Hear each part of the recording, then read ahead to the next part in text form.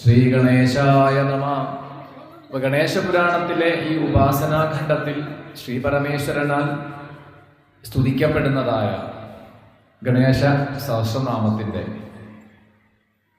അതിലെ നാമങ്ങള് അതിന് താല്പര്യമെന്ത് എന്ന് ക്രമത്തിൽ പറഞ്ഞു വരുമ്പോഴാണ് കുമാരഗുരു ഈശാനപുത്രോ മൂഷകവാഹന. ഏതാനും ചില നാമങ്ങളെ നമുക്ക് ഒന്ന് കാണുകയാണെങ്കിൽ കുമാരഗുരു സുബ്രഹ്മണ്യന്റെയും ജ്യേഷ്ഠനായിട്ടാണ് പറയുക. അതുകൊണ്ടാണ് കുമാരൻ സുബ്രഹ്മണ്യനാണ്, കുമാരഗുരു സുബ്രഹ്മണ്യന്റെ ജ്യേഷ്ഠൻ. മൂഷകവാഹനൻ, മൂഷകത്തിനെ വാഹനമാക്കിയിട്ടുള്ളവൻ.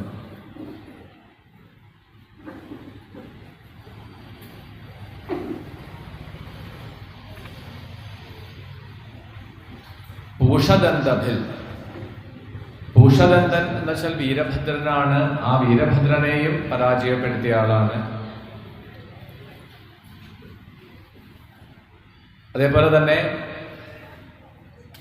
പാർവതീദേവിയുടെ മടിയിലിരുന്നു കൊണ്ട് ഉമാകങ്കേളി കുതുകി മുക്തിത കുലപാലന, പാർവതീദേവിയുടെ മടിയിലിരിക്കാൻ താല്പര്യമുള്ളവൻ. ശ്യാമദശനൻ, കറുത്ത ദന്തങ്ങളോട് കൂടിയിട്ടുള്ളവൻ. ബാലചന്ദ്രൻ, ചിത്രാംഗ ശ്യാമദശന ബാലചന്ദ്ര ഹഗർഭുജ, നെറ്റിയിൽ ചന്ദ്രക്കലയുള്ളവനാണ്. അതുപോലെ തന്നെ ഗജകർണകൻ, ആനയുടെ പോലെ തന്നെയാണ് കാതുകൾ. ഗണാധിരാജോ വിജയസ്ഥിരോ ഗജപതിധ്വജി, ഗണങ്ങളുടെയൊക്കെ പതിയാണ്. അതുകൊണ്ടാണ് ഗണപതി എന്ന് പറയാൻ കാരണം. മൃത്യുവിനെ പോലും കാലനെ പോലും ജയിച്ചവനാണ്. മൃത്യുഞ്ജയൻ എന്ന നാമം ഗണപതിക്കും ഉണ്ട്.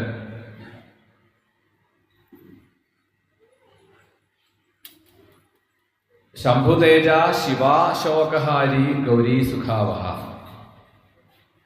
പാർവതിയുടെ ശിവയുടെ ശോകത്തെ ഇല്ലാതെയാക്കിയവൻ ആണ്.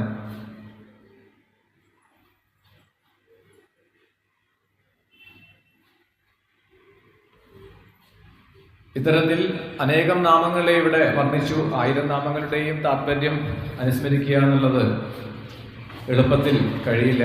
ചില നാമങ്ങളെ മാത്രം എടുത്ത് പറഞ്ഞുകൊണ്ട് പോകുവാണ്.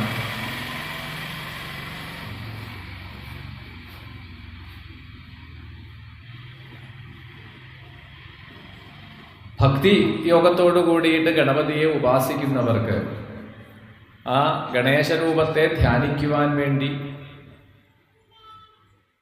തൻ്റെ ഉള്ളിൽ ആ ഭഗവത് രൂപത്തെ ബന്ധിക്കുവാൻ ധ്യാനത്തിനുള്ള ആ ഒരു ഭഗവത് രൂപത്തെ ഭക്തിഭാവത്തോടുകൂടി പ്രേമപാശം കൊണ്ട് ബന്ധിക്കാൻ വേണ്ടി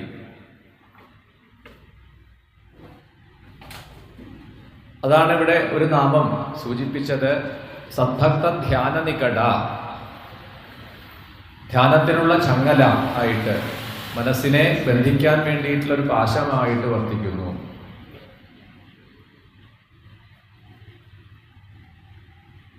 സർപ്പഹാരകടീസൂത്ര, സർപ്പയജ്ഞോപവീതവാൻ, സർപ്പകോടീരകടക, സർപ്പ ഗ്രൈവേയകാംഗത. സർപ്പത്തിനെ അരപ്പട്ടയായിട്ട് ഉദരബന്ധമായിട്ട് ധരിച്ചിട്ടുണ്ട് ഈ ഗണപതി. ശ്വേതാംബരധര ശ്വേതമാല്യ വിഭൂഷണ, വെളുത്ത മാലകളും വെളുത്ത വസ്ത്രങ്ങളുമൊക്കെ ധരിക്കാൻ താല്പര്യപ്പെടുന്നു. സർവമംഗളമാംഗല്യ സർവകാരണകാരണം, എല്ലാ മംഗളങ്ങൾക്കും മംഗളത്തെ പ്രദാനം ചെയ്യുന്നു ഗണപതി. സർവദൈകകര ശാർഗി ബീജപൂരി ഗദാധര, ബീജപൂരം എന്ന് വെച്ചാൽ മാതള നാരങ്ങ, അതിനെയാണ് ബീജപൂരം എന്നും പറയാറുണ്ട്. ആ ഒരു കയ്യിൽ മാതള നാരകത്തെ ധരിച്ചിരിക്കുന്നു. ഇക്ഷുചാപധര, കരിമ്പിന്റെ വില്ലിനെ ധരിച്ചിരിക്കുന്നു. ജപമാല ധരിച്ചിട്ടുണ്ട്. ഇതൊക്കെ അവിടുത്തെ അംഗങ്ങളായി പറയുന്നു. വിഘ്നകൃൻ നിമ്നചരണ ദ്രാവിണീ ശക്തി സംവൃത, തടസ്സത്തെ ഇല്ലാതെയാക്കുവാനും തടസ്സമുണ്ടാക്കുവാനും കഴിയും. ഇപ്പൊ ദേവന്മാരും അസുരന്മാരും പാലാഴി മഥനം ചെയ്യവേ അവർക്ക് ആദ്യം തടസ്സം ഉണ്ടാവുകയാണ്, പ്രതിബന്ധം വരികയാണ് ചെയ്തത്. അതിനെ നീക്കാൻ വേണ്ടിയിട്ട് അവര് വിഘ്നേശ്വരനെ പൂജിച്ചു. അപ്പോൾ അതിന്റെ തടസ്സങ്ങളൊക്കെ നീങ്ങി. ഇത് രണ്ടും ആ ഗണപതിക്ക് കഴിയും. വജ്രം തുടങ്ങിയിട്ടുള്ള ആയുധങ്ങളെ ധരിച്ചിട്ടുണ്ട്. ഗൗരീനന്ദനൻ പാർവതിയുടെ പുത്രനായി അവതരിച്ചിട്ടുണ്ട്.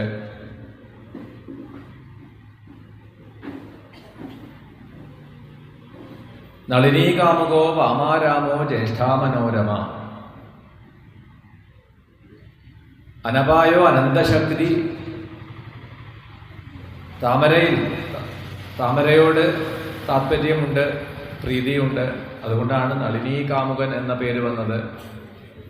അറിയാൻ പ്രയാസമുള്ളത് കൊണ്ടാണ് അപ്രമേയൻ എന്ന നാമം. നാശരഹിതനാണ്, അതുകൊണ്ട് അച്യുതൻ എന്ന നാമം ഗണപതിക്കും. നമ്മൾ വിഷ്ണുവിനെ ആരാധിക്കുമ്പോഴും അച്യുതനാമം പ്രസിദ്ധമാണ്. നാശരഹിതൻ, ചുതി ഇല്ലാത്തവൻ. യുക്തി കൊണ്ട് ഗ്രഹിക്കാൻ കഴിയില്ല. ഈശ്വരനെ നമുക്ക് ഒരിക്കലും യുക്തി കൊണ്ട് ഗ്രഹിക്കാൻ കഴിയില്ല.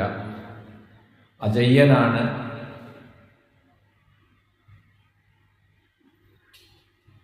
ഈഷണാത്രയ കൽപ്പാന്ത ഇഹാമുത്ര വിവർജിത ഉപേന്ദ്ര ഉടുഘന്മൗലി ഉന്തൂരകപതി പ്രിയ. ഈഷണാത്രയം, പുത്രേഷണ, വിത്തേഷണ, ദാരേഷണ എന്നിങ്ങനെ 3 തരത്തിലാണ് ഏഷണകളെ പറയുക. അതില് ഉള്ള മോഹം ആണ്. അപ്പൊ അതൊന്നും ബാധിക്കാതെ തന്നെ ആരാണോ ഈ ഈശ്വരോപാസന ചെയ്യുന്നവര് അവർക്ക് ഈ ഏഷണാത്രയങ്ങളിൽ നിന്നും മോചനത്തെ നൽകുന്നവനാണ്. കർമ്മസാക്ഷി, കർമ്മകർത്ത, കർമാകർമ്മ ഫലപ്രദ. കർമ്മസാക്ഷിയാണ്, കർമ്മങ്ങളുടെയൊക്കെ ഫലത്തെ പ്രദാനം ചെയ്യുന്ന ആളാണ്.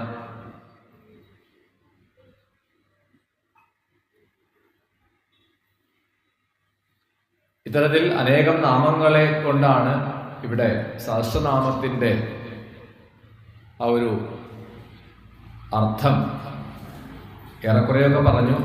എന്നിട്ട് അതിന്റെ ഫലശ്രുതി പറഞ്ഞു. എന്താണ് ഗണേശ സഹസ്രനാമം? ഓരോ സഹസ്രനാമവും ഓരോ ഉദ്ദേശത്തോടു കൂടിയിട്ടാണ് നാം ജപിക്കാറുള്ളത്.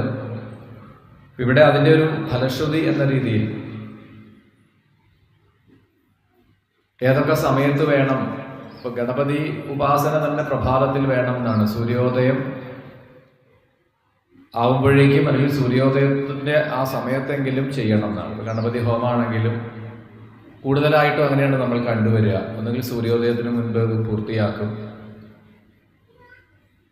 അപ്പൊ ഇവിടെ ഗണേശ സഹസ്രനാമവും കഴിയുന്നതും പ്രഭാതത്തിലാണ് ജപിക്കേണ്ടത്. അത് വാക്സാമർഥ്യം ഉണ്ടാക്കുന്ന ഒരു നാമമായിട്ടാണ്. ഗണേശ സഹസ്രനാമം ഉപാസന ചെയ്താൽ വാക്സാമർഥ്യം ഉണ്ടാവും, ഐശ്വര്യമൊക്കെ ഉണ്ടാവും എന്നെല്ലാം ഫലശ്രുതി പറഞ്ഞു.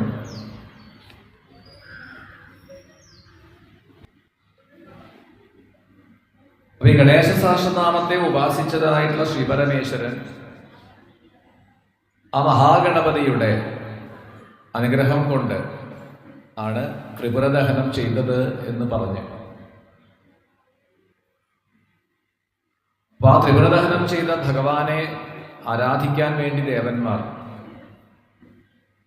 അവരുടെ സന്തോഷ സൂചകമായിട്ടാണ് ദീപാവലി ദിവസം ധാരാളം ദീപങ്ങൾ തെളിയിച്ച് ശിവഭജനം ചെയ്തു, ശിവ ആരാധന ചെയ്തു എന്ന് പറഞ്ഞുകൊണ്ട് അടുത്ത ഒരു കഥാസന്ദർഭം. പാർവതീദേവി ഗണേശനെ ആരാധിക്കുന്നു, ഗണപതിയെ ആരാധിക്കുന്നു. ഇവിടെ പാർവതീദേവിക്ക് പാർവതീ പിതാവായിട്ടുള്ള ഹിമവാൻ തന്നെയാണ് ഗണേശ ഉപാസനയ്ക്കുള്ള ആ ഉപദേശം നൽകിയത് എന്നാണ്. പാർവതിയുടെ പ്രാർത്ഥന കേട്ടിട്ടാണ് ആ ഹിമവാൻ എങ്ങനെയാണ് ഗണപതിയെ പൂജിക്കേണ്ടത്, എങ്ങനെയാണ് ഗണേശ ഉപാസന ചെയ്യേണ്ടത് എന്ന് അതിന്റെ നിയമങ്ങളൊക്കെ പറഞ്ഞു കൊടുത്തു. പ്രഭാതത്തിൽ ഉണർന്നെഴുന്നേറ്റ ഒരുവൻ ശരീരം ശുദ്ധമാക്കുക, ശുദ്ധമാക്കിയ ശേഷം നല്ല അലക്കിയ വസ്ത്രങ്ങളൊക്കെ ധരിച്ച്, ശുഭ്ര വസ്ത്രങ്ങളൊക്കെ ധരിച്ച്, അതുകൂടാതെ ചന്ദനം കൊണ്ടൊക്കെ, തിലകം ചന്ദനമൊക്കെ ഉപയോഗിക്കുക, അല്ലെങ്കിൽ സിന്ദൂരം, അതുകൊണ്ടൊക്കെ നമ്മൾ അലങ്കരിച്ചിട്ട് വേണം പൂജ ചെയ്യാൻ ആരംഭിക്കുവാൻ. അതിനുശേഷം വേണം ഈ ഗണപതി ആരാധനയ്ക്ക് വേണ്ടി നമ്മൾ ഒരു ഗണപതി വിഗ്രഹത്തെ തയ്യാറാക്കണം. നമ്മളിവിടെയും അങ്ങനെയാണ്. ഈ 5 ദിവസം പൂജിക്കാൻ വേണ്ടി മണ്ണ് കൊണ്ട് നിർമ്മിച്ച വിഗ്രഹമാണ്. അത് ദീർഘകാലം സൂക്ഷിച്ചു വെക്കാൻ പറ്റില്ല എന്നുള്ളത് കൊണ്ടാണ് അത് ഈ അവസാനിപ്പിച്ചു കഴിഞ്ഞാൽ ജലത്തിൽ ലയിപ്പിച്ച് കളയുന്നു. അതിനെയാണ് നിമഞ്ജനം ചെയ്യുക എന്ന് പറയുന്നത്. ഇവിടെ പറഞ്ഞു ഹിമവാൻ കുറച്ച് മണ്ണ്, നല്ല മണ്ണ് ശേഖരിച്ചു കൊണ്ടുവന്ന് ഒരു ഗണപതി വിഗ്രഹത്തെ, ഗണേശന്റെ വിഗ്രഹം തയ്യാറാക്കുക. അപ്പൊ 4 കൈകളോടുകൂടി ആ കൈകളിൽ ആയുധങ്ങളൊക്കെ സങ്കല്പിക്കാം, അല്ലെങ്കിൽ അതൊക്കെ രൂപം ഉണ്ടാക്കി വെക്കാം. അത് നിർമ്മിച്ച് ഉചിതമായൊരു പീഠത്തിൽ വെച്ചിട്ട് വേണം മറ്റ് പൂജാദ്രവ്യങ്ങളെല്ലാം തയ്യാറാക്കി, പൂജയ്ക്ക് ആവശ്യമായിട്ടുള്ള പൂക്കളും അഷ്ടഗന്ധം, അകിൽ, ചന്ദനം, ഗുൽഗുലു, കുങ്കുമം, രാമച്ചം, ഇരുവേലി, ഇങ്ങനെയൊക്കെയുള്ള ഔഷധക്കൂട്ടുകളുടെ ഒരു ചേരുവയാണ് അഷ്ടഗന്ധം. അത് ധൂപത്തിനായിട്ട് ഉപയോഗിക്കും. നല്ല സുഗന്ധം ഉണ്ടാവും അതിന്. അക്ഷതം വേണം, നെല്ലുമരിയും കൂടിയതായ അക്ഷതം. ചുവന്ന പുഷ്പങ്ങൾ, ഗണപതി ഉപാസനയ്ക്ക് ഏറ്റവും പ്രാധാന്യമുള്ളതാണ് ചുവന്ന പുഷ്പങ്ങൾ. അതുകൂടാതെ മുക്കൂറ്റിയും കറുകയും ഒക്കെ ഉപയോഗിക്കാം. അതെല്ലാം ശ്രേഷ്ഠമാണ്. 3 അല്ലെങ്കിൽ 5, അതുമല്ലെങ്കിൽ 7 എന്നീ കണക്കിൽ കറുകനാമ്പുകളെ കൂട്ടിച്ചേർത്തതാണ് അവിടെ ഉപയോഗിക്കേണ്ടത് എന്ന് പറഞ്ഞു. നെയ്വിളക്ക് തെളിയിക്കാം. അതുപോലെ മധുര പലഹാരങ്ങൾ, പ്രധാനമായിട്ടും മോദകം ആണ്.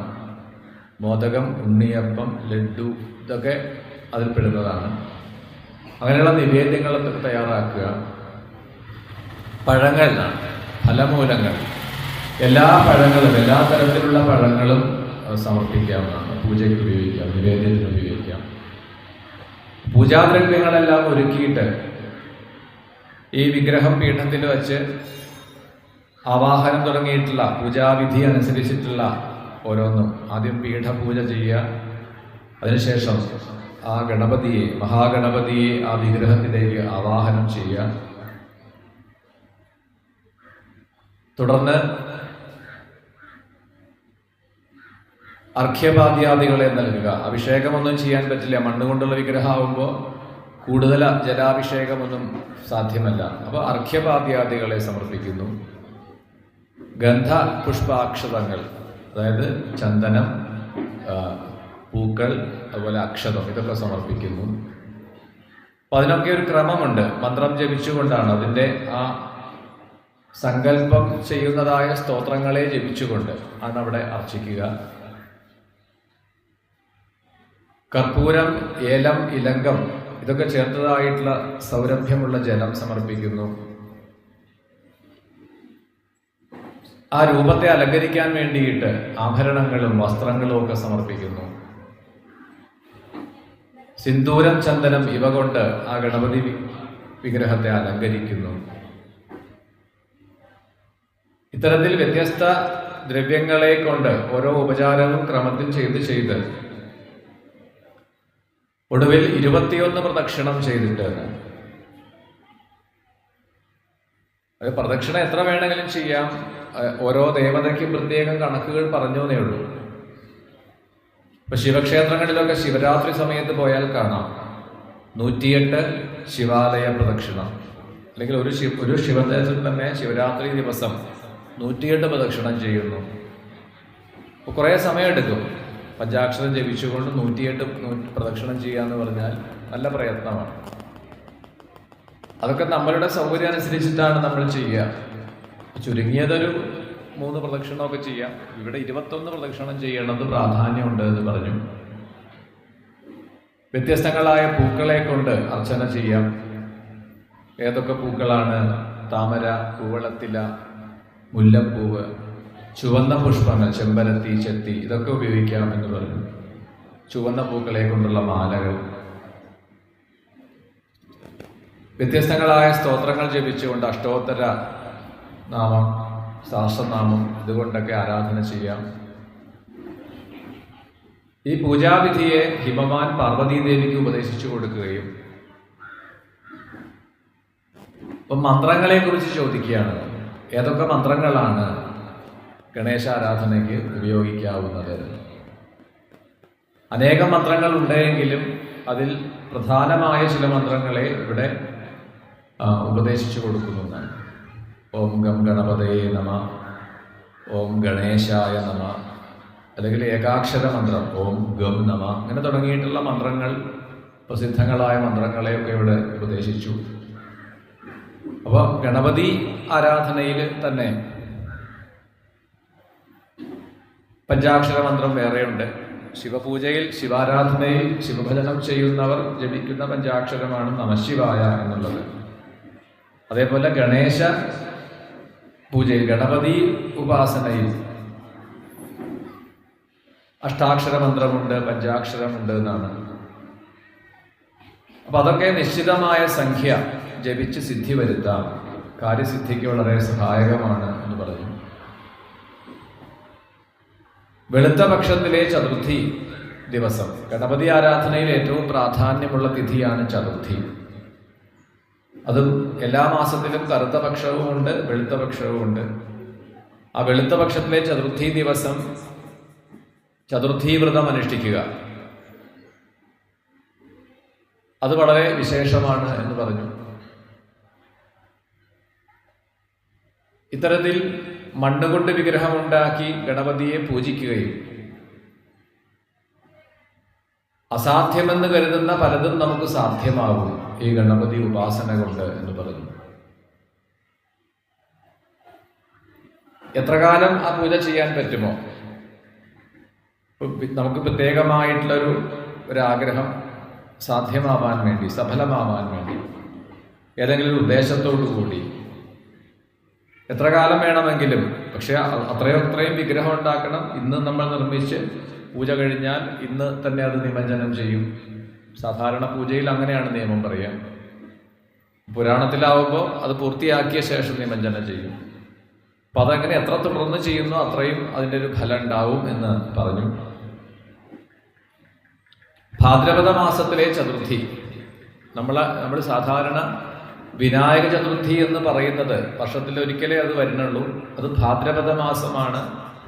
നമ്മളെ സംബന്ധിച്ചിടത്തോളം നമ്മളുടെ മലയാള മാസത്തിന്റെ കണക്കിൽ വരുമ്പോൾ ചിലപ്പോൾ കന്നിമാസത്തിലോ അല്ലെങ്കിൽ തുലാമാസത്തിലോ കടന്നു വരുന്നതാണ് നമ്മൾ ചതുർത്ഥിയായിട്ട്, വിനായക ചതുർത്ഥിയായിട്ട് ആഘോഷിക്കുക.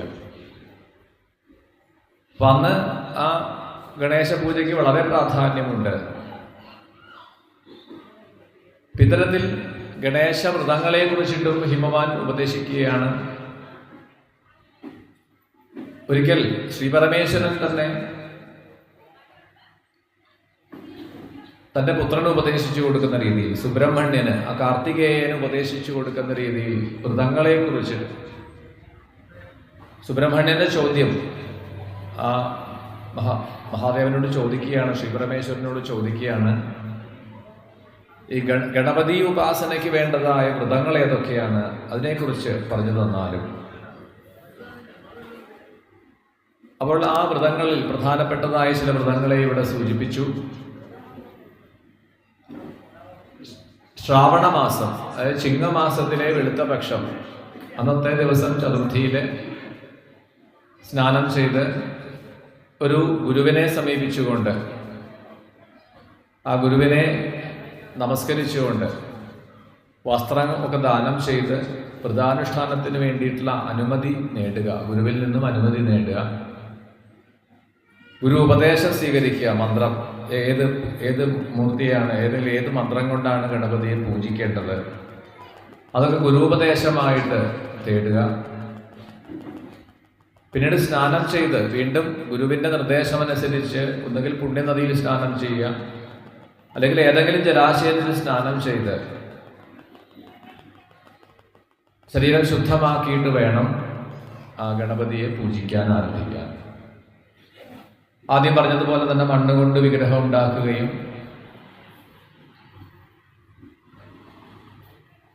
ആ ശ്രാവണ മാസത്തിലെ ചതുർത്ഥി മുതൽ ഭാദ്രപദ മാസത്തിലെ ചതുർത്ഥി വരെ എല്ലാ ദിവസവും ഈ ഗണപതിയെ പൂജിക്കണം. ഈ വ്രതാനുഷ്ഠാനം ചെയ്യുന്ന ദിവസങ്ങളിൽ ബ്രഹ്മചര്യ വ്രതം അനുഷ്ഠിക്കണം.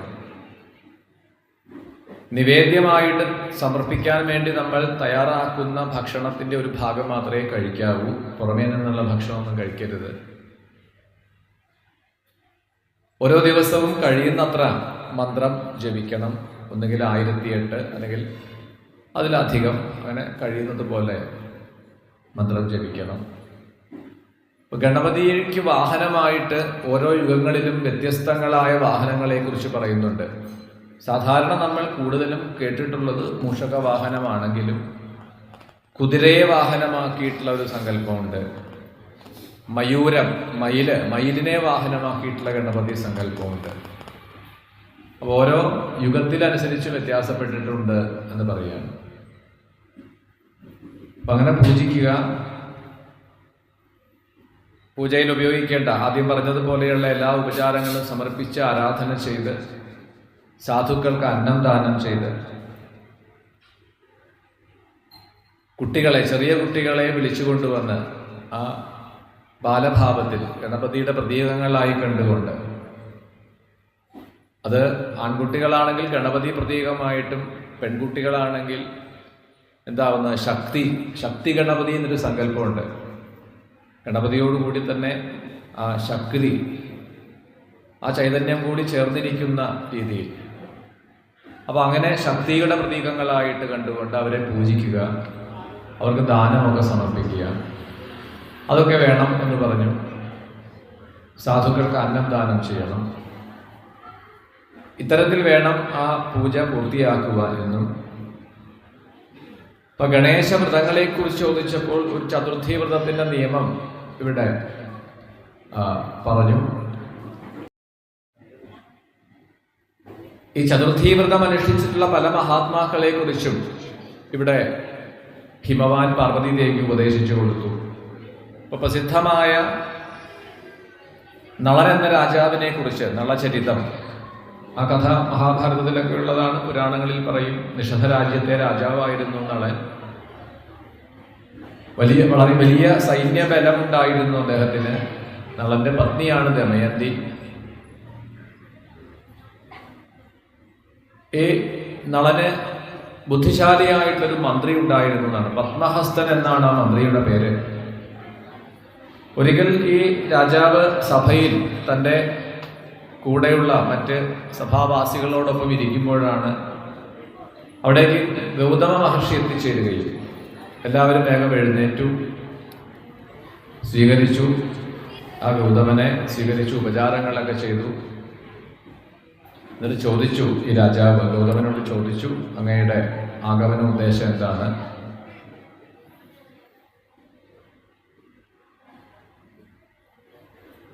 അപ്പോൾ ഗൗതമൻ പറയുകയാണ്, താങ്കളെക്കുറിച്ച്, താങ്കളുടെ പ്രഭാവം ഭൂമിയിൽ മാത്രമല്ല ദേവന്മാർ പോലും താങ്കളെ പ്രകീർത്തിക്കുന്നു. അപ്പൊ നേരിട്ടൊന്ന് കാണാൻ വേണ്ടിയിട്ടാണ് രാജ്യം ഭരിക്കുന്ന നളനെ, ആ നളന്റെ പ്രഭാവത്തേക്കൊന്ന് അറിയണം, നേരിട്ടറിയണം എന്ന് വിചാരിച്ചിട്ട് ഞാൻ വന്നതാണ്. അപ്പൊ അങ്ങയുടെ ആ ആതിഥ്യ മര്യാദയൊക്കെ എന്നെ വല്ലാതെ സന്തോഷിപ്പിച്ചു എന്നൊക്കെ പറഞ്ഞു. അപ്പോഴാണ് ആ നളൻ ഗൗതമനോട് ചോദിക്കുകയാണ്, എനിക്ക് ചില സംശയങ്ങളുണ്ട്, ദയവായി അതിന് മറുപടി തന്നാലും.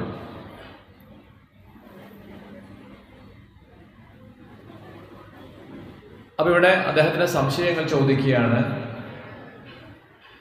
എനിക്കിപ്പോൾ ഈ പദവികളൊക്കെ കിട്ടാൻ എന്തെങ്കിലും കാരണം ഉണ്ടാവുമല്ലോ.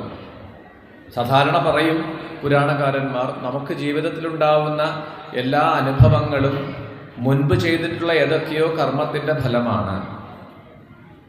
നമ്മൾ സമ്പത്തുള്ളവരായിട്ട് ജീവിക്കുക, ഐശ്വര്യപൂർണമായ ജീവിതം നയിക്കുക, എന്നും ദാരിദ്ര്യ ദുഃഖം അനുഭവിക്കുക, വിദ്യ നേടാൻ കഴിയുക, ചിലപ്പോൾ തീരെ വിദ്യാഭ്യാസം ഇല്ലാതെ ജീവിക്കേണ്ടി വരിക, മറ്റു ചിലപ്പോൾ ധാരാളം ബന്ധുക്കൾ ഉണ്ടാവുക, ബന്ധുബലത്തോടു കൂടി ജീവിക്കുക, അതല്ലെങ്കിൽ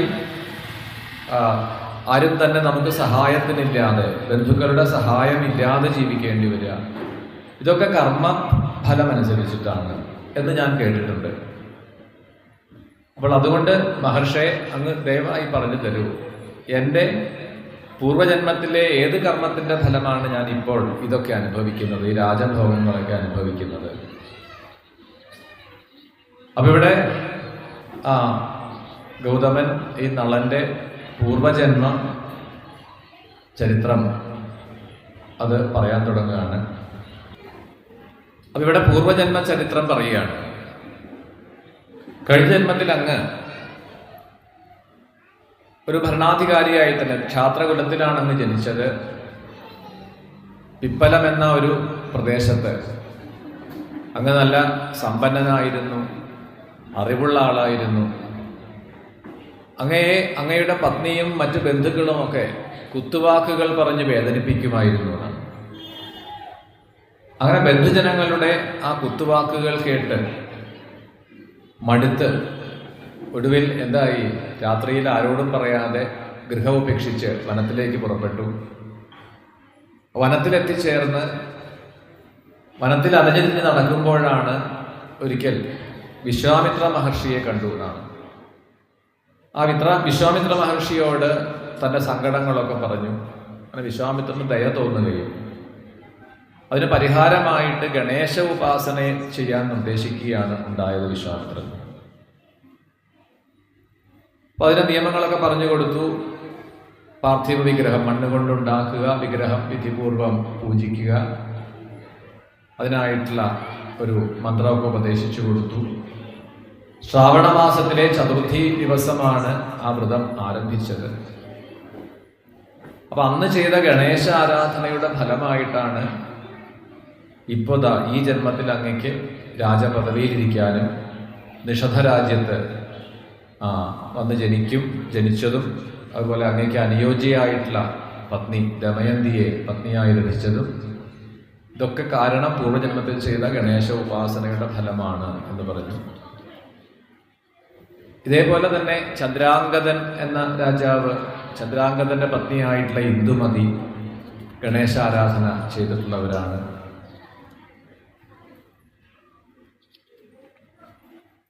ഇങ്ങനെ അനേകം ഭക്തന്മാരുടെ കഥകൾ ഇവിടെ പറയുകയാണ്. ഗണേശ ഉപാസന ചെയ്തിട്ടുള്ള, ചതുർത്ഥി വ്രതത്തെ അനുഷ്ഠിച്ചിട്ടുള്ള ഭക്തന്മാരെ കുറിച്ച് പറഞ്ഞു കേൾപ്പിച്ചു.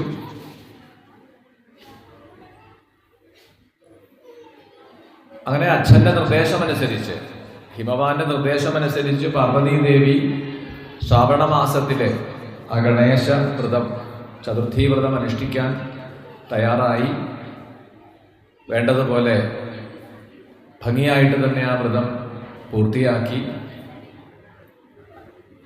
അത് അവസാനിക്കുന്ന ദിവസം, ആ ചതുർത്ഥി വ്രതം സമ്പൂർണമായ ദിവസമാണ് ഭഗവാൻ തന്നെ പാർവതി ദേവിക്ക് ദർശനം നൽകിയതാണ്. ശ്രീ പരമേശ്വരൻ പാർവതിയുടെ അടുത്ത് വരുന്നതാണ്. അങ്ങനെ അദ്ദേഹത്തിനെ നമസ്കരിച്ചുകൊണ്ട് സ്വീകരിച്ചു. അപ്പൊ ഇവിടെ പുത്രരൂപത്തിൽ, പാർവതി ദേവിയുടെ പുത്രരൂപത്തിൽ ഗണേശൻ വന്ന് അനുഗ്രഹം കൊടുക്കുന്നതും പുത്രരൂപത്തിൽ വന്ന് അവതരിക്കുന്നതുമൊക്കെ ഈ അനുഷ്ഠാനം കൊണ്ട് കൂടിയിട്ടാണ് എന്ന് പറഞ്ഞു. നമ്മൾ ഇതിന്റെ ആരംഭത്തിൽ തന്നെ കേട്ടതാണ്. നമ്മൾ ഗണപതി എന്നുള്ള സങ്കല്പത്തെ പാർവതീപുത്രൻ മാത്രമായിട്ടല്ല, അങ്ങനെയാണ് നമ്മൾ സാധാരണ കേട്ടിട്ടുള്ളത് എങ്കിലും, അങ്ങനെയാണ് ധരിച്ചിട്ടുള്ളത് എങ്കിലും, അതിനു മുൻപും ഇവിടെ പാർവതീദേവി ഗണേശോപാസന ചെയ്തിട്ടുണ്ട്. അതുപോലെ എത്രയോ ഭക്തന്മാർ ഗണേശോപാസന ചെയ്തിട്ടുണ്ട്. പുരാണങ്ങളിൽ കഥാരൂപത്തിൽ ഗണപതിയുടെ ഒരു അവതാരം മാത്രമായിട്ടാണ് പാർവതീപുത്രനായിട്ട്, പാർവതീനന്ദനായിട്ടുള്ളത് എന്ന് ഇവിടെ വളരെ വ്യക്തമാക്കി തന്നു. അപ്പൊ പാർവതീദേവി അനുഷ്ഠിച്ച ചതുർത്ഥി വ്രതത്തെ കുറിച്ചിട്ടും ഒക്കെ പറഞ്ഞ് കേൾക്കുമ്പോഴാണ് ഈ കഥകളെല്ലാം ഉപദേശിച്ചു കൊടുക്കുന്ന ഭൃഗു മഹർഷി സോമകാന്തൻ എന്ന രാജാവിന് ഉപദേശിച്ചു കൊടുക്കുമ്പോഴാണ്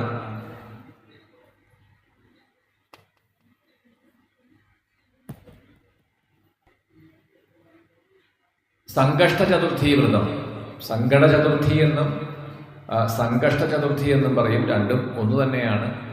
സങ്കടങ്ങളെ ഇല്ലാതെയാക്കുവാൻ വേണ്ടി ഉള്ള ഒരു വ്രതാനുഷ്ഠാനം.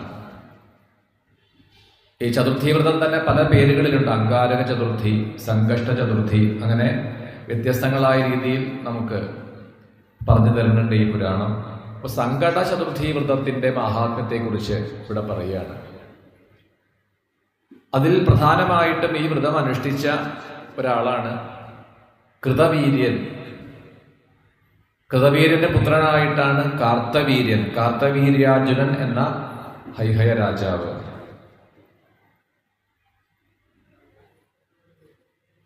അപ്പൊ ഇവിടെ ആ കഥയെക്കുറിച്ച് അല്ലെങ്കിൽ അദ്ദേഹത്തിന്റെ ആ വ്രതാനുഷ്ഠാനത്തെ കുറിച്ചിട്ടുള്ള ഒരു സംശയം രാജാവ് ചോദിച്ചപ്പോൾ ഭൃഗു മഹർഷി പറയുകയാണ്, ഈ കൃതവീര്യൻ വലിയ ദാനശീലനായിട്ടുള്ള രാജാവായിരുന്നു.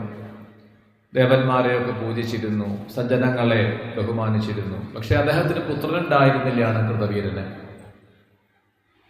വളരെ കാലം ഈ രാജ്യഭരണമൊക്കെ മന്ത്രിമാരെ ഏൽപ്പിച്ച് അദ്ദേഹം വനത്തിൽ പോയി തപസ് അനുഷ്ഠിച്ചു.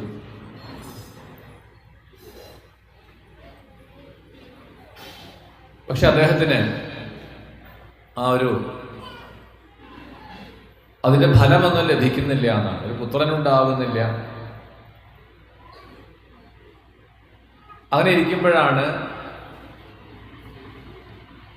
എന്തായി, സ്വപ്നത്തിൽ അദ്ദേഹത്തിന്റെ മുന്നിൽ അദ്ദേഹത്തിന്റെ അച്ഛൻ തന്നെ സ്വപ്നത്തിൽ വന്ന് പറയുന്നത് പോലെ തോന്നുകയാണ്, അല്ലെങ്കിൽ കേൾക്കുകയാണ് കൃതവീര്യൻ.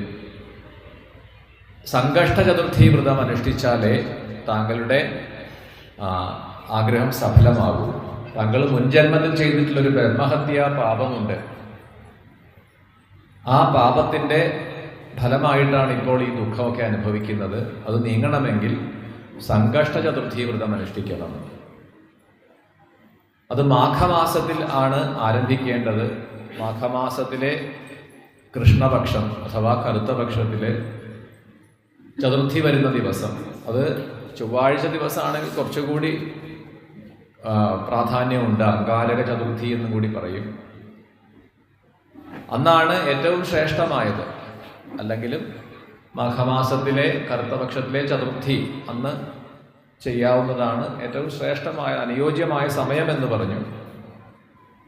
അപ്പൊ സംകഷ്ട ചതുർത്ഥി വ്രതം അനുഷ്ഠിക്കാൻ ആരംഭിക്കുന്ന ഒരുവൻ സ്നാനം ചെയ്ത് ശരീരം ശുദ്ധമാക്കി വേണം ഗുരുപദേശമനുസരിച്ച് ഗണേശ മന്ത്രത്തെ സ്വീകരിക്കുകയും 16 ഉപചാരങ്ങളോടുകൂടി ഗണേശ പൂജയെ ചെയ്യുക. അതിൻ്റെ നിയമങ്ങളൊക്കെ മുൻപ് പറഞ്ഞത് തന്നെയാണ്. അതിനനുസരിച്ച് വ്രതം അനുഷ്ഠിക്കുക. അങ്ങനെ സംഘർഷ ചതുർത്ഥി വ്രതത്തിന്റെ നിയമങ്ങളെല്ലാം പറഞ്ഞ് അപ്പോഴാണ് ഈ ചതുർത്ഥി തിഥി ചൊവ്വാഴ്ച ദിവസമാണെങ്കിൽ അതിന് മറ്റൊരു പേര് കൂടി പറഞ്ഞുവല്ലോ, അങ്കാരക ചതുർത്ഥി. അതിന്റെ പ്രത്യേകത എന്താണ് എന്ന് ചോദിച്ചപ്പോൾ അതിന്റെ കൂടി മഹാത്മ്യം ഇവിടെ സൂചിപ്പിച്ചു. അങ്കാരകൻ അഥവാ ഭൂമിയുടെ പുത്രനായതുകൊണ്ട് ഭൗമൻ എന്ന് പേരുണ്ട്. ഗ്രഹങ്ങളിൽ കുജൻ എന്ന ഗ്രഹം, ചൊവ്വ എന്നുള്ള ഗ്രഹം. അപ്പൊ ഭൂമിപുത്രനായിട്ടുള്ള ആ ഭൗമൻ വിഘ്നേശ്വരനെ പൂജിച്ചിട്ടുണ്ട് എന്നാണ്. അതുകൊണ്ടാണ് ആ ദിവസം ചൊവ്വാഴ്ച ദിവസം ചെയ്യുന്ന ചതുർത്ഥി ദിവസമാണ്, അന്ന് തിഥി ചതുർത്ഥിയാണ്, അന്ന് ദിനം ചൊവ്വയാൻ കൂടിയിട്ടാണ് എങ്കിൽ രണ്ടും ചേർന്ന് വരുന്ന ദിനമാണ് അങ്കാരക ചതുർത്ഥി. അത് വളരെ വിശേഷപ്പെട്ടതായിട്ടാണ് പറയുക എന്നാണ്. അപ്പൊ ഇവിടെ കൃതവീര്യന് ഇങ്ങനെ ഒരു ദർശനം ലഭിക്കുന്നു. താൻ ഈ വ്രതം അനുഷ്ഠിച്ചാൽ, സംകഷ്ട ചതുർത്ഥി വ്രതം അത് അനുഷ്ഠിക്കുകയാണെങ്കിലേ തൻ്റെ ആഗ്രഹം സാധ്യമാവൂ എന്നും. അങ്ങനെയാണ് ആ വ്രതം അനുഷ്ഠിക്കാനായിട്ട് തീരുമാനിക്കുകയും അതുപ്രകാരം കൃതവീര്യന് വ്രതാനുഷ്ഠാനത്തിന്റെ ഫലമായിട്ട് ഉണ്ടായ പുത്രനാണ് കാർത്തവീര്യൻ എന്ന് പറയുന്നത്. തുടർന്ന് ആ കാർത്തവീര്യന്റെ ആ ഒരു പ്രഭാവം എന്തായിരുന്നു എന്നൊക്കെയുള്ളത് ഇനി പറയാൻ പോകുന്നുണ്ട്. പിന്നെ മറ്റൊരു ഇതുകൂടി നമ്മൾ ഇന്നലെ ഈ ഗണപതി ആരാധനയുടെ ഭാഗമായി, പൂജയുടെ ഭാഗമായി ഈ കറുകനാമ്പ് കൊണ്ട് ദുർവാങ്കുരം അത് അർച്ചന ചെയ്തു. അതുകൊണ്ട് ആ വിഗ്രഹം കറുക മൂടൽ എന്നുള്ള ഇതൊക്കെ ചെയ്തു. അപ്പൊ എങ്ങനെയാണ് ഈ കറുകനാമ്പ് വളരെ പ്രിയപ്പെട്ടതായിത്തീരുന്നത് ആ ഗണേശന്, ഗണപതിക്ക്? അപ്പൊ അതിൻ്റെ അനേകം കഥകൾ ഇവിടെ പറയുന്നുണ്ട്. അതിലൊരു കഥ ആദ്യം സൂചിപ്പിച്ചത്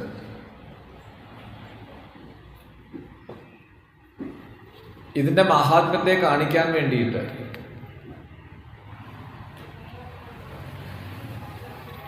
എന്തിന് മറ്റ് ആരാധനകളിലൊന്നും മറ്റ് ദേവതകൾക്കൊന്നും പ്രാധാന്യമില്ലാത്തതും എന്നാൽ ഗണപതിക്ക് മാത്രം പ്രാധാന്യമുള്ളതുമാണ് ദുർവാങ്കുരം അഥവാ കറുക. അപ്പൊ അത് എന്തുകൊണ്ടാണ് പ്രാധാന്യമുള്ളതായി തീർന്നത് എന്ന് സൂചിപ്പിച്ചപ്പോഴാണ് കൗണ്ഡിന്യൻ എന്ന മഹർഷി ഒരിക്കൽ അദ്ദേഹം ഗണപതി ഉപാസകനായിരുന്നു. അപ്പൊ നിത്യവും അദ്ദേഹം പ്രഭാതത്തിൽ സ്നാനം ചെയ്തു വരും. എന്നിട്ട് ധാരാളം കറുകനാമ്പുകൾ കൊണ്ടുവന്ന് താൻ പൂജിക്കുന്ന ഗണപതി വിഗ്രഹത്തിൽ അർച്ചന ചെയ്യും. ഇതൊക്കെ ഇങ്ങനെ ഇദ്ദേഹത്തിന്റെ പത്നി ആശ്രയ എന്നാണ് ഋഷിപത്നിയുടെ പേര്. ഈ ഋഷിപത്നി ചോദിച്ചു കൗണ്ഡിന്യനോട്, എനിക്കൊരു സംശയമുണ്ട്, അങ്ങ് ദിവസവും പൂക്കൾ കൊണ്ടുവന്ന് അർച്ചിക്കേണ്ടത് മനസ്സിലാവും, പിന്നെ എന്തിനാണ് ഈ പുല്ല്? നമ്മൾ പറയുമല്ലോ നിസ്സാരമായിട്ടുള്ള, എവിടെ നോക്കിയാലും ധാരാളം കാണാം. ഈ പുല്ലിങ്ങനെ കൊണ്ടുവന്നിട്ട് എന്തിനാണ് ഗണപതിയെ ആരാധിക്കുന്നത്? ആ ഋഷിപത്നി ആശ്രയ അങ്ങനെ തന്നെ ഭർത്താവിനോട് ഈ സംശയം ചോദിച്ചു. ഇതിനെന്താണ് ഇത്ര പ്രാധാന്യം? ഇത്രയും നിസ്സാരമായ ഈ പുൽനാമ്പുകൾ സമർപ്പിച്ചാൽ ഗണപതി സന്തോഷിക്കുമോ? അതിനെന്തെങ്കിലും ഒരു പുണ്യമുണ്ടോ എന്നിങ്ങനൊരു സംശയം ചോദിച്ചപ്പോൾ കൗണ്ഡിന്യൻ എന്താണ് കറുകയുടെ മഹാത്മ്യമെന്ന് പറയാൻ ആരംഭിച്ചു എന്നാണ്. യമധർമ്മന്റെ യമപുരിയിൽ വച്ച് നടന്ന ഒരു സംഭവമായിട്ട് പറയുകയാണ്. ഒരിക്കൽ യമധർമ്മന്റെ പുരിയായിട്ടുള്ള സംയമനീപുരിയിൽ ദേവന്മാർ, ഗന്ധർവന്മാർ, അപ്സരസുകൾ ഇവരെല്ലാവരും അവിടെ സന്നിഹിതരാണ്. ആ സദസ്സിൽ അപ്സരസുകളുടെയൊക്കെ നൃത്തം ആരംഭിച്ചു. അപ്പൊ ഈ അപ്സരസുകളിൽ ഏറ്റവും സൗന്ദര്യമുള്ള ഒരു അപ്സരസാണ് തിലോത്തമ. അവരുടെ വസ്ത്രം ഉരിഞ്ഞു വീഴുകയും പെട്ടെന്ന് ആ തിലോത്തമയുടെ ശരീര സൗന്ദര്യം കണ്ട യമധർമ്മനിൽ പെട്ടെന്ന് കാമവികാരം ഉണ്ടാവുകയും ഈ തിലോത്തമയെ ഒന്ന് ആലിംഗനം ചെയ്യണമെന്ന ആഗ്രഹമുണ്ടായി. അദ്ദേഹം പക്ഷേ മുഖം കുനിച്ച് അങ്ങനെ ഇരുന്നതേ ഉള്ളൂ. കാരണം അത് തെറ്റാണല്ലോ. പക്ഷേ അപ്പോഴേക്കും അദ്ദേഹത്തിന്റെ രേതസ് ഭൂമിയിൽ പതിച്ചു എന്നും അതിൽ നിന്നും ഒരു അസുരൻ ഉത്ഭവിച്ചു. ജ്വാലാമാലി എന്നാണ്, അഗ്നി ജ്വാലകൾ വമിക്കുന്നതായ ഒരു രൂപം എന്നാണ്. എല്ലാറ്റിനെയും കത്തിച്ച് ഭസ്മമാക്കാൻ പോകുന്നതായ ഒരു അസുര രൂപം, ഭീകര രൂപം എന്നാണ്.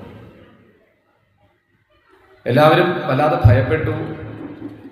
എല്ലാ ദേവന്മാരും കൂടിയിട്ട് ത്രിമൂർത്തികൾക്ക് പോലും അതിനെ എന്താണ് ചെയ്യേണ്ടതെന്നറിയില്ല. അപ്പോൾ വിഘ്നേശ്വരനെ തന്നെ ആശ്രയിക്കാം എന്ന് കരുതിയിട്ടാണ് എല്ലാവരും കൂടി വിഘ്നേശ്വരനെ, ഗണപതിയെ ആശ്രയിച്ചു. വേഗം തന്നെ ആ ജ്വാലാമാലിയെ എന്തു ചെയ്തു? ഗണേശൻ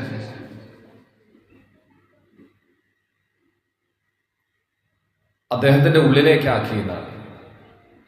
ഈ അനലാസുരനെ, അഗ്നിജ്വാല വമിക്കുന്നതായ രൂപത്തോടുകൂടി സകലതിനെയും ചുട്ടുഭസ്മമാക്കാൻ പോന്ന ആ അസുരരൂപിയെ എടുത്തു വിഴുങ്ങി തൻ്റെ ഉള്ളിലാക്കി. ലോകത്തിന് ഉപദ്രവാവരുതല്ലോ എന്ന് കരുതി.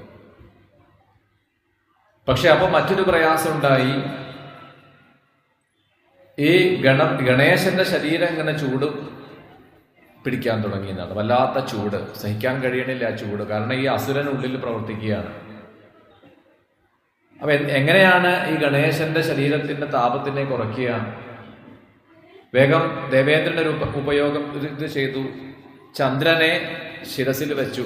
അങ്ങനെയാണ് ബാലചന്ദ്രൻ എന്ന പേര് വന്നത്. ചന്ദ്രനിൽ നിന്നിങ്ങനെ അമൃത് പൊഴിയണത് കൊണ്ട് അതിൻ്റെ തണുപ്പ് കൊണ്ട് ഗണപതിയുടെ ശരീരത്തിന്റെ ചൂട് കുറയും എന്ന് കരുതി. അതുകൊണ്ട് പ്രയോജനം ഉണ്ടായില്ല. അതുപോലെ തന്നെ വരുണൻ ജലം കൊണ്ട് അഭിഷേകം ചെയ്തു നോക്കി ഗണേശനെ.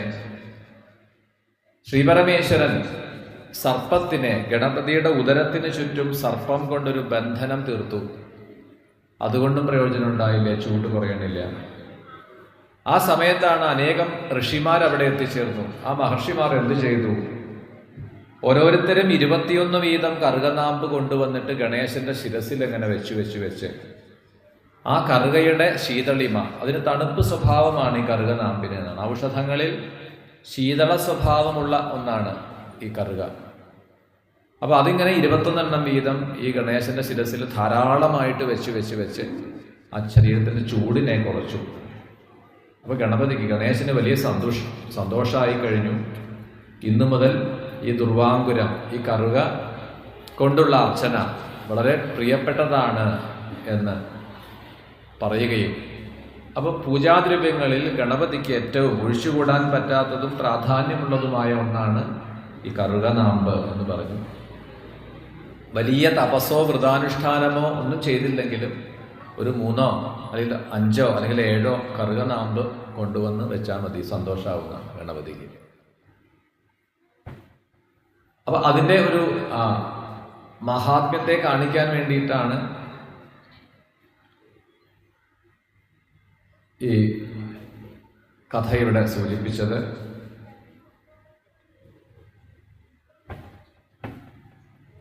അതേപോലെ തന്നെ വേറെയും ഇപ്പോൾ ഇവിടെ ഈ മഹർഷി തന്നെ കൗണ്ഡിന്യൻ പത്നിയുടെ ചോദ്യത്തിന് മറുപടിയായി ഇത്രയൊക്കെ പറഞ്ഞു, കഥകളൊക്കെ പറഞ്ഞു കേൾപ്പിച്ചെങ്കിലും ഈ ഋഷിപത്നിക്ക് അതങ്ങോട്ട് ബോധ്യമായില്ല. ഒരു കെട്ടുകഥ പോലെ തോന്നുകയാണ്. ഈ കറുകനാമ്പ് അങ്ങനെ കൊണ്ടുവച്ചാൽ ഗണപതിക്ക് സന്തോഷാവും, അതിനിത്ര പ്രാധാന്യമുണ്ടോ? അപ്പോൾ തൻ്റെ വാക്കുകൾ, താൻ പറഞ്ഞ വാക്കുകൾ തൻ്റെ പത്നിക്ക് പൂർണ്ണമായിട്ടും ബോധ്യമായിട്ടില്ല എന്ന് മനസ്സിലായ ഈ മഹർഷി എന്ത് ചെയ്തു? തൻ്റെ പത്നിയുടെ സംശയം തീർക്കാൻ വേണ്ടിയിട്ടൊരു ഉപായം കണ്ടുപിടിച്ചു. 3 കറുകനാമ്പെടുത്തിട്ട് തൻ്റെ ഭാര്യയുടെ കയ്യിൽ കൊടുത്തു, ആശ്രയയുടെ കയ്യിൽ കൊടുത്തു. എന്നിട്ട് പറഞ്ഞു, ഒരു കാര്യം ചെയ്യൂ, ഈ കറുകനാമ്പ് കൊണ്ടുപോവുക, ദേവേന്ദ്രൻ്റെ അടുത്ത് പോവുക, എന്നിട്ട് പറയണം ഞാൻ പറഞ്ഞയച്ചതാണ്, ഇതിന് തുല്യം, ഇതിൻ്റെ ഭാരം എത്രയാണോ അത്രയും സ്വർണം തരാൻ പറയണം. കുറയാനും പാടില്ല, കൂടുതലും വേണ്ട. ഈ കറുകനാമ്പിൻ്റെ ഭാരം എത്രയാണോ അത്രയും സ്വർണം തരൂ. അങ്ങനെ ആശ്രയെ പറഞ്ഞയച്ചു. ഈ ഋഷിപത്നി ഇന്ദ്രന്റെ അടുത്ത് ചെന്നു.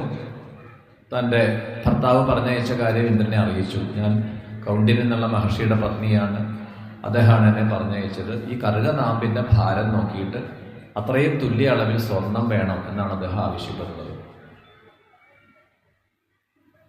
അപ്പോൾ ഇന്ദ്രന് അത്ഭുതം തോന്നി. ഇത്രയും ചെറിയ കാര്യം, ഒരു 2-3 കറുകനാമ്പിന് എത്ര ഭാരം ഉണ്ടാവും? അതിന് തുല്യമായ അളവിൽ സ്വർണം എന്ന് പറഞ്ഞാൽ നിസ്സാരമാണ്. വേഗം ഇന്ദ്രൻ സേവകന്മാരെ പറഞ്ഞയച്ചിട്ട് ആ കുബേരൻ, സമ്പത്തിന്റെ മുഴുവനും ദേവതയാണ് കുബേരൻ, ആ വൈശ്രവണന്റെ അടുത്തേക്ക് ഈ ഋഷിപത്നിയെ കൂട്ടിക്കൊണ്ടുപോകും എന്നാണ്. അങ്ങനെ ആ വൈശ്രവണന്റെ അടുത്ത് എത്തി. അപ്പോൾ വൈശ്രവണനും അത്ഭുതം തോന്നി. എത്രയോ നിസ്സാരമായ ഒരു ആവശ്യമാണ് ഇവർ പറയേണ്ടത്. ശരി, എന്തായാലും ഇതിന് കൂടുതലും വേണ്ട, കുറച്ചും ആവാൻ പാടില്ല എന്നല്ലേ. അപ്പൊ ഈ സ്വർണത്തിന് നമുക്കറിയാം, സ്വർണം നമ്മൾ വാങ്ങാൻ പോകുമ്പോൾ അതിൻ്റെ തുലാസിന് തന്നെ വ്യത്യാസമുണ്ട് അല്ലേ. അല്ലാതെ സാധാരണ നമ്മൾ റേഷൻ കടയിൽ പോകുമ്പോൾ അരിയും പഞ്ചസാരയും തൂക്കണ ത്രാസാണ് അവിടെ വെച്ചേക്കണേ. സ്വർണം തൂക്കാൻ അല്ല, വ്യത്യാസമുണ്ട്. കാരണം ചെറിയ അളവ് വേണം, വളരെ ചെറിയ അളവ് പോലും ഇത്രയും വിലയുള്ള സ്വർണത്തിന് വ്യത്യാസം വരാതെ വേണം എന്നാണ്. മില്ലിഗ്രാം എന്നൊക്കെ പറഞ്ഞ് ഒരു ചെറിയ കമ്മല്, ഒരു ചെറിയ അങ്ങനെ ചെറിയ ചെറിയ ആഭരണങ്ങൾ വാങ്ങുമ്പോൾ പോലും അതിൻ്റെ അളവ് കൃത്യമായി അറിയാൻ വേണ്ടി വളരെ ചെറിയൊരു ത്രാസാണ് ഉപയോഗിക്കുക. അപ്പോൾ സ്വർണം തൂക്കാനുള്ള ആ തുലാസ് കൊണ്ടുവന്ന് വെച്ചു മുന്നിൽ. അതിൻ്റെ ഒരു തട്ടിൽ ഈ കറുകനാമ്പ് എടുത്തു വെച്ചു, മറ്റേ തട്ടിൽ ഒരു ചെറിയ സ്വർണ്ണാഭരണം ഏതോ എടുത്തു വെച്ചു. പക്ഷേ ഭാരം ശരിയാവുന്നില്ല. ഒടുവിൽ അവിടെ ഉണ്ടായിരുന്ന സ്വർണം, ഈ കുബേരന്റെ രാജധാനിയുള്ള സ്വർണം മുഴുവൻ എടുത്തു വെച്ചിട്ടും ഈ കറുകനാമ്പ് വെച്ച തട്ട് ഉയരുന്നില്ല, അതങ്ങനെ തന്നെ താണിരിക്കുക. ഇത്രയും ചെറിയ പുൽനാമ്പിന് ഇത്രയധികം ഭാരമുണ്ടോ? അദ്ദേഹം അത്ഭുതപ്പെട്ടുപോയി. ഒടുവിൽ കുബേരന്റെ ഭാര്യയെ വിളിച്ചു. കുബേരൻ തന്നെ വലിയ ധനികനാണ്. അപ്പൊ ഭാര്യയുടെ കഴുത്തിലും കാതിലും ഒക്കെ എത്ര ഉണ്ടാവും നമ്മൾ ആലോചിച്ചാൽ മതി. നമുക്കിതൊന്നും ഇല്ലാഞ്ഞിട്ട് തന്നെ നമ്മൾ എന്തുമാത്രം ഇട്ടുകൊണ്ട് നടക്കണം. അപ്പൊ ഇതുള്ള ആളുടെ ഭാര്യയുടെ ശരീരത്തിൽ എത്ര ഉണ്ടാവും? എല്ലാ വിരലിലും മോതിരുണ്ടാവും, കയ്യില് മുട്ട് മുതൽ ഇവിടം വരെ വളയിട്ടിട്ടുണ്ടാവും. അങ്ങനെയല്ലേ ഇടുക ഒരുപാടുണ്ടെങ്കിൽ. ഇപ്പൊ പിന്നെ അതിന് പകരം ഒരു വള മതി, അതുണ്ട് തന്നെ ഒരു 10 പവനൊക്കെ ഉണ്ടാവും. എന്താ ദശാവതാരം ഉണ്ടെന്നാണ് കയ്യിൽ കൊത്തി വെച്ചിട്ടുണ്ടെന്ന്. സൂക്ഷിച്ച് നടന്നോളൂ, കൈ വെട്ടിക്കൊണ്ട് പോകും ആൾക്കാർ. അതുപോലെ വിലയാണ് സ്വർണത്തിന്. ഇതൊക്കെ കുറച്ചിട്ടാൽ മതി. അപ്പൊ ഇവിടെ ഈ കുബേരൻ തന്നെ ഭാര്യയെ കൂടി വിളിച്ചുകൊണ്ട് വന്ന് ഈ തുലാസിൽ കയറ്റിയിരുത്തി. അദ്ദേഹവും തുലാസിൽ കയറിയിരുന്നു. എന്നിട്ടും ഈ തട്ട് താഴുന്നില്ല. അതായത് ഈ കറുകനാമ്പ് വെച്ച തട്ട് ഉയരുന്നില്ല. പിന്നീട് എല്ലാ ദേവന്മാരും ഈ അത്ഭുതമായിട്ടുള്ള സംഗതി കേട്ട് അവിടെ എത്തിച്ചേർന്നതാണ്. ഇന്ദ്രനെത്തി, ത്രിമൂർത്തികളെത്തി അവിടെ. ഇവരെല്ലാവരും അവരുടെ കയ്യിലുള്ള ആ ആഭരണങ്ങള് സ്വർണങ്ങളൊക്കെ വെച്ചിട്ടും ഇതാവുന്നില്ല. അങ്ങനെ മടുത്തു എന്നാണ്, അവർക്ക് അത്ഭുതം തോന്നിയെന്നാണ്. ഒടുവിൽ അവരെല്ലാവരും ഈ ഋഷിപത്നിയെയും കൂട്ടി കൗണ്ഡിന്യന്റെ മുന്നിൽ വന്നു. അദ്ദേഹത്തിനെ വീട് നമസ്കരിച്ചു. ഈ ദുർവാങ്കുരത്തിന്, കറുകനാമ്പിന് ഇത്രയും മഹാത്മ്യം ഉണ്ടെന്ന് ഞങ്ങൾക്ക് അറിയില്ലായിരുന്നു. ഈ 2-3 കറുകനാമ്പിന്റെ ഭാരം ഇത്രയും സ്വർണ്ണാഭരണങ്ങൾ വെച്ചിട്ടും തുല്യമാവുന്നില്ല എങ്കിൽ അതിനോട് കിടപിടിക്കാൻ വേറെ എന്തുകൊണ്ടാണ് സാധിക്കുക? വേഗം വീട് നമസ്കരിച്ചു. അപ്പോഴാണ് ഋഷിപത്നിയായിട്ടുള്ള ആശ്രയയ്ക്കും ഇതിന്റെ മഹത്വം ബോധ്യമായതെന്ന്. എത്രയോ ലോകത്തിലുള്ള സകല സ്വർണ്ണാഭരണങ്ങളും തുല്യം ആക്കി വെച്ചിട്ടും, ആ തുലാസിന്റെ ഒരു തട്ടിൽ വെച്ചിട്ടും ഈ കറുകനാമ്പിനോട് തുല്യം ഭാരമാകുന്നില്ല, അതിനോട് ഉപമിക്കാൻ പറ്റുന്നില്ല. അത് തന്നെയാണ് കറുകയുടെ മഹാത്മ്യമെന്ന് അവർക്ക് ബോധ്യപ്പെടുത്തി കൊടുത്തു എന്നാണ്. അപ്പൊ വേറെയും അതിന്റെ മഹാത്മ്യം പറയുന്ന കഥകൾ ഇനിയും ഉണ്ട് ധാരാളമായിട്ട്. സംകഷ്ട ചതുർത്ഥി വ്രതം, അതേപോലെ തന്നെ ആ വ്രതാനുഷ്ഠാനം ചെയ്യുമ്പോൾ ഇവിടെ അതിനോടൊപ്പം നമ്മൾ ഗണേശ ഉപാസനയിൽ, ഗണേശ ആരാധനയിൽ ഏറ്റവും പ്രാധാന്യത്തോടുകൂടി നാം അർച്ചിക്കേണ്ട, സമർപ്പിക്കേണ്ട ഒന്നാണ് ദുർവാങ്കുരം, ദുർവാദളം, കറുകനാമ്പ് എന്നുകൂടി പറഞ്ഞുകൊണ്ടാണ് ആ ഒരു മഹാത്മ്യ കഥയെ ഇവിടെ സമർപ്പിക്കുന്നത്. ശ്രീ ഗണേശായ നമഃ. നമഃ പാർവതീപതയേ. ഹര ഹര മഹാദേവ.